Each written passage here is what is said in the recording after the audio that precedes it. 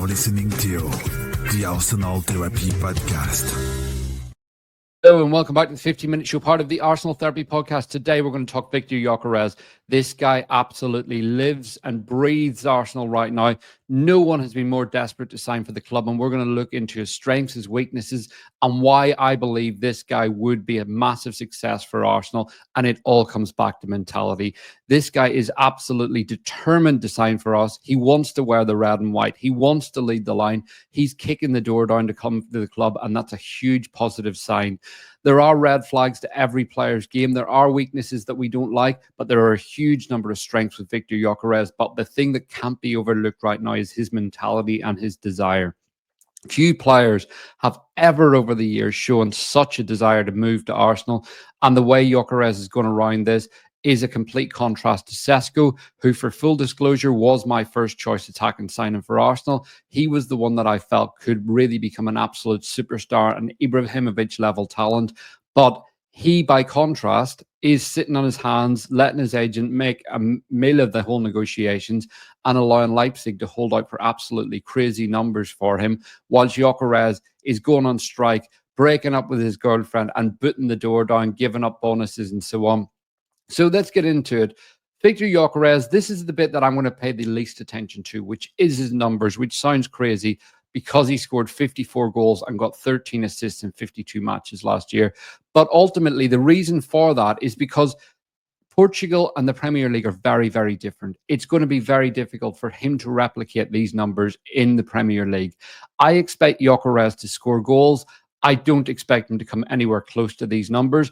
And the volume of penalties he scored as well. Again, that's something that people have raised. But ultimately, when you take away the number of penalties, you're still talking about a player that scored over 30 open play goals last season, which is absolutely incredible and something that Arsenal haven't had for a long, long time.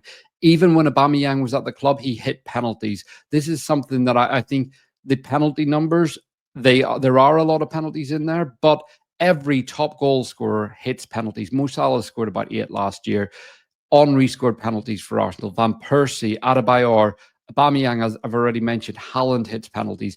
Anyone that's putting up huge numbers year in, year out will hit penalties. It's part of how you bolster your numbers, and Gyökeres is no different. But if you look at some of the things that I will focus on, it's shot frequency.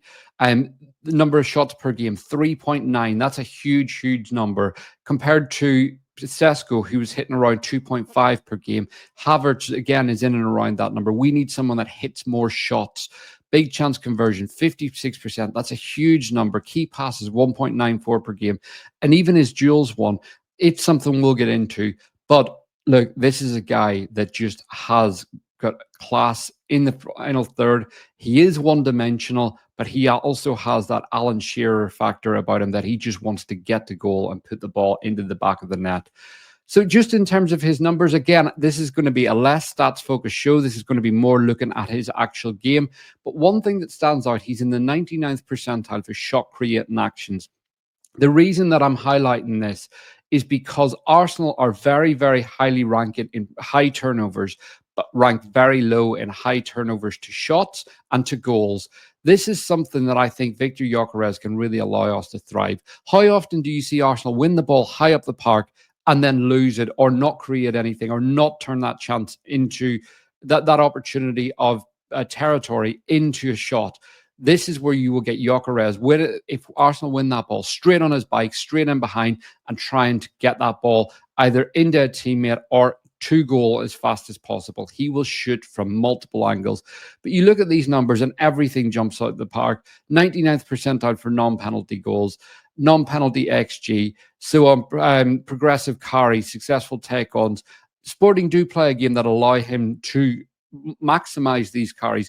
Arsenal won't, but these are still traits and skills that Arsenal will massively benefit from. And we've seen it ourselves. We all remember whenever we beat Sporting 5-1. But I, unlike many, couldn't take my eyes off Viktor Gyökeres that day. He, if you look at the second graphic here, is right in between Saliba and Gabriel. How often do you see Saliba and Gabriel both go out of centre forward? Normally they're happy, you go over there, mate, Gabriel will pick you up, I'll pick you up now. And they both are happy to leave a centre forward to roam. not many cause them problems. The one that does is Alexander Isak, and he terrifies the two of them. Not many strikers have ever put real fear into them. I've seen them play against Isak at St. James's Park twice last season, and I can tell you, I've never seen the two of them have their eyes fixated on the nine so much in the way they did with Isak. My point with Gyökeres, Sesko, Ekitike, Watkins is none of them are Alexander Isak, but they're all top talents. And Gyökeres is a player who did trouble both Saliba and Gabriel. And in the top graphic, you can see the picture of him rolling Saliba. I've seen Saliba rolled a couple of times. Ollie Watkins is one of the players that has done that to him. But Gyökeres rolled him on the halfway line, ran the length of the pitch, powered past Kivior, and it took a fingertip save from Raya to tip it onto the bar.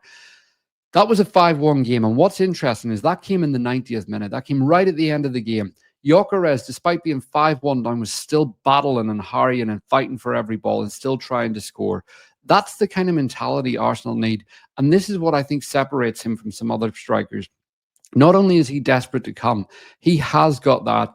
I'm going to step over anyone on the pitch, anyone that gets in my way, because I want to score goals and I want to create goals for my teammates as well. And that's been a long time coming at Arsenal. Let's have a look at some of his actions. So at Sporting, he's very much been the leader of the press. And you can see in these actions, the defender, the keeper, whoever gets the ball, it's Gyökeres leading the line. And you can see how far away he is from some of his teammates in these. First one, very much a kind of 5-4-1 shape. Gyökeres is the one that's pressing down the centre back through the centre. The guy gets the ball. Gyökeres is close to him. Second one, keeper has it. Gyökeres again is the one pressing him. Second one, bit more compact front three, and the three of them are closing it down. But again, it's Gyökeres most advanced, very much the way Martin Odegaard leads it for Arsenal. He does not make the same number of repeated sprints per game as someone like Sesko. Leipzig are very known for their running stats, and it's why they recruit certain players. But Sporting also dominate a lot of games. So he runs slightly less than what Sesko does every game. But what he's very good at is his smartness in terms of how he times those runs, when he presses the trigger. And with Odegaard, with Havertz, with other players at Arsenal, I think this is a real asset to have. And as I mentioned, shot creating actions, getting someone who is willing to go straight forward, close down, but also have an Odegaard or someone like that beside him. Saka pops in, wins the ball. Next minute, Gyökeres on his bike, straight off the press. We know how often we win the ball by pressing teams. This is where someone like him can really thrive because he has got that ruthlessness to get straight through on goal and try to kill you. And that's something that I can't help but highlight here. Firstly, look at the defending. It's not great. The shape's all over, but we see this far too often in the Premier League. We think that Premier League is just low blocks. No, there are multiple game states that happen every day in the Premier League, and transitions are one of them. Arsenal have transitions multiple times a game, but we don't talk about them because we mess them up so often. We don't have really strong straight line runners. Gyökeres is one of those players. Martinelli was one of those players, and we've seen him do it at the Bernabeu, but too often we see Martinelli run into a corridor, get himself into trouble and lose the ball. With Gyökeres, this is a guy, you can see in both of these games, the way he runs, the ball comes to him, first one down the line, second one down the line. This is very Rodrigo-esque, this pass, by the way. And if Rodrigo comes in, he's someone that I think would work really well with Gyökeres in this sense. Second one, ball in the half space. Gyökeres is just powering through on goal, and he knows exactly where he wants it. And in both pictures, you can see him pointing, this is where I want the ball, put it on a plate for me, and I'm going to score. Again, that's the kind of attitude I want in my centre forward. This is an example that came against Leipzig. Interestingly, the player that lost the ball that led to this transition was none other than Benjamin Sesko. Ball comes down the other end. You can see three defenders around him, turns that ball onto his left foot, and he smashes it into the roof of the net. Both foot, two-footed finishing.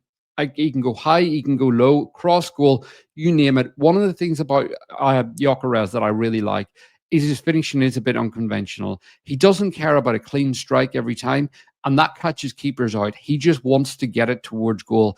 And there's an Aubameyang sense to that. If you look at a lot of Aubameyang's finishes for Arsenal, there were plenty of scruffy ones in there, but he just knew he needed to get there quickly, timely, and catch the keeper off guard.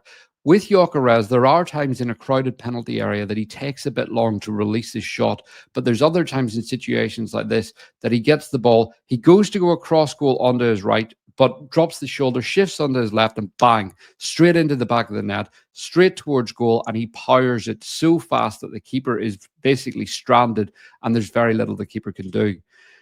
And then this is another example. Saliba was rolled by Gyökeres in this exact position. Look where he is now. Back to goal, turns, pins the defender, bang, turns, rolls them, and straight in behind. He has one thought in his mind where he's going, diagonal, straight towards goal. I'm going to get there as fast as possible.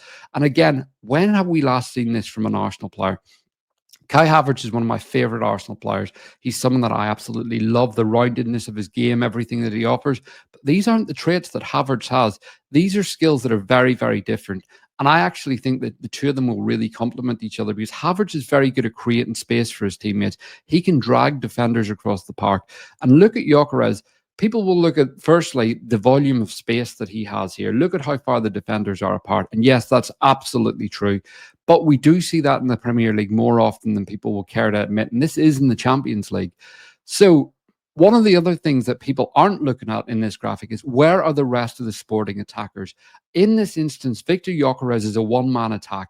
He is completely leading the line. He's completely isolated and he has no one around him, but yet he still manages to win that ball, spin his man and get it towards goal.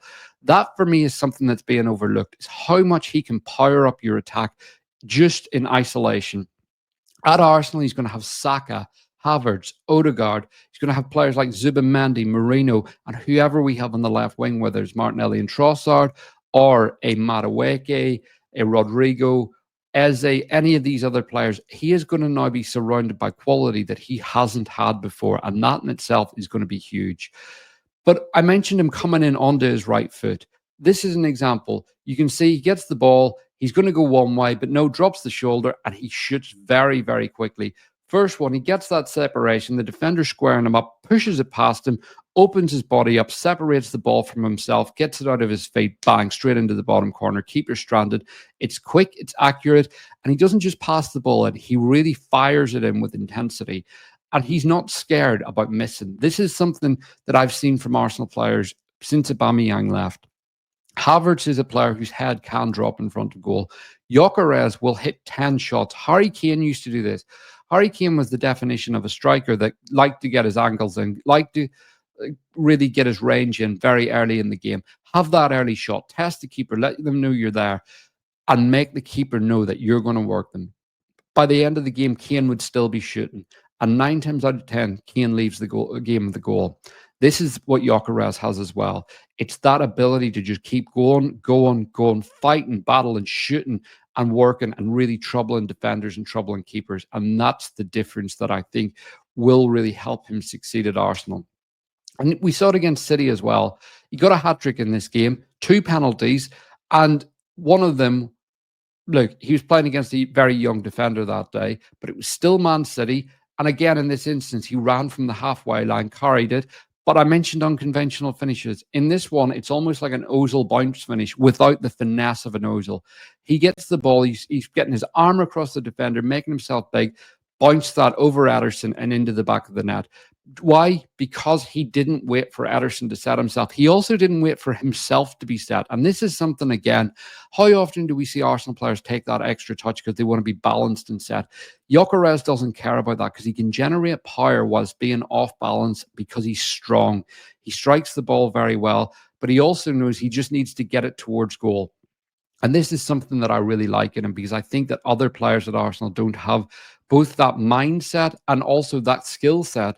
And it worried me about Sesko because Sesko didn't have that. Sesko hits around 2.5 to 2.8 shots a game. Gyökeres, by contrast, is hitting over a shot more per game. And that's a big, big thing because Arsenal don't hit enough shots. You see us in a crowded area. How often does the ball break and we just don't pull the trigger? But this is one that I have to highlight because I've talked about this before. Too often we see Saka and Martinelli put the ball across goal and it just literally trickles across the face of goal. This is an example of Gyökeres. First one, you can see his positioning. He's got the defender. He's behind him. Defender has no idea where he is. He's making a beeline towards the center of the box and then he puts the ball in the back of the net the minute the cutback comes in.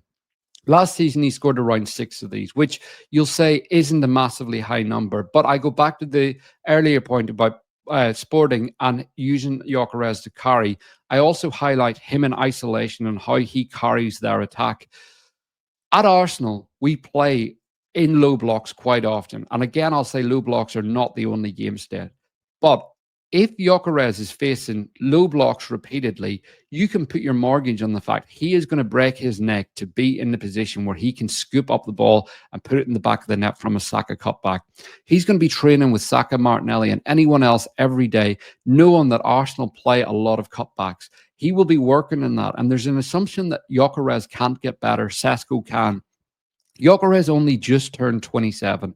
He's got very few miles in the tank, and he's a player that has repeatedly got better. But what I like most about this guy is the fact that he's got laser focus on scoring goals. And this is an example here. But I mentioned very few miles in the tank. You look at these numbers. Saka has played 23,000 senior minutes. Look at where Gyökeres minutes come. Some of these are going back to 2014 at under 19 level. You look at the last few years, this is where his minutes have come. He's got around 10 to 12,000 first team minutes, and a lot of them came in the Championship, then in Portugal. He's not a player with miles in the tank in the way others do. So he's someone that will get better, will keep growing. And also for a 27-year-old, this is someone who's very, very young. But as well, look at these injuries. Very, very few injuries over the course of his career. Thigh problems, missed a couple of games last season, had a rest, missed a game, and had a knee injury in 2024, missed 2 games. So you're not talking about a lot of injuries in his body. So for me, this is someone with a lot of green flags, but I'll get into some of the weaknesses. First up, Gyökeres goes into a lot of duels and smashes into his man, and he doesn't always win the ball cleanly. He's very good at spinning his man, very good at getting him behind, but there are times where he loses the ball softly. But again, it comes back to mentality. He loses a lot of duels, but he keeps going and going and going, and his head will never drop. He will keep fighting. And at times last year, we saw Arsenal drop deep. Arsenal had to rely on us basically playing it out. We were sitting in a low block. We went down to 10 men. You want Viktor Gyökeres in your team at that point. He will go forward. He will keep winning and battling and just never give up. And that's something that I don't think we have, because we don't have that transitional running power that he brings. Another of his red flags is his first touch. It can be a little bit spicy. Sometimes it bounces off his foot. But again, this is someone who will just keep going and going and going. And technical quality is something with Gyökeres that I think is a bit overstated. Look, the step up that he's going to make this season is huge, but he is going to be playing with better players around him. He's not going to have the ball pinged long to him, coming at him from distance and expected to control it and do everything with it. We're going to see Gyökeres being asked to play with his back to goal a bit more, hold the ball up, give it off to teammates, and really allow others to play. That's something that he hasn't had to do in Portugal. So again, these are different asks that he's got. And it's very easy to write someone off because they haven't done it, but there's an ability to learn here. And as I said, there's very few miles in the tank. The other big one is his heading quality. Not only does he not score headers, it's Thierry Henry level heading. It's some of the worst I've ever seen. But again, it comes back to use case. Sporting don't ping the ball to him long and ask him to win duels, but we've got other players that are very good at that. It may be something that he can prove. It may be something that he struggles with for his whole career, but let's wait and see on that department. The other one is his ability to create separation against low blocks. Can he do it? Sporting don't play against them. Arsenal do. But I've mentioned low blocks are not the only game state. Arsenal dropped 21 points from winning positions last year. How often could we have done with a player that got us the second or third goal whenever the game started to open up? This is where Viktor Gyökeres can be a real killer for us and really help us grow. But look, please give us your thoughts in the comments. Tell us what you think of this signing. He is someone who is absolutely desperate to sign for us, and he is going to wear red and white very soon. So tell us what you think. If you've enjoyed the show, hit the like button. Please subscribe to the channel and please come back for more. We'll see you again very soon.